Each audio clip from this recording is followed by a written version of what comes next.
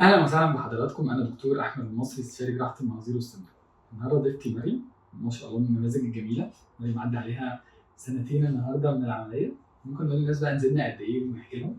هو انا كنت 112 كيلو، دلوقتي 75 مثلا، ما شاء الله. فده اولموست 35 كيلو الحمد لله. يعني العمليه بصراحه ساعدتني في حاجات كتيره جدا. لايف ستايل، اللبس طبعا بقى شكله احسن، نفسيا بقيت مستريحه جدا. كنت في الاول فظيعه بصراحه. اوكي. في اي حاجه زعلتك من العمليه؟ لا يعني حاجه خالص قلتي مثلا يعني. لو العمليه حلوه بس لو ما كانش فيها كذا او كان لا هي بس يعني انا يعني في اول فتره خالص طبعا عشان الفيتامينز انا تعبت فيها شويه، بس رجعت وظبطت عليها، الموضوع بقى احسن عشان انا عشان شعري عشان وشي وكده. الشكل. بس يعني نزلت الجيم وخدت البروتين وخدت كل حاجه، والدنيا كانت زي الفل الحمد لله. كويس الحمد لله. انا مبسوط باللي انت واصله له وشكل جميل ما شاء الله.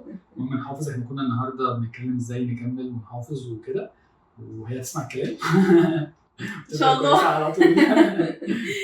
شكرا.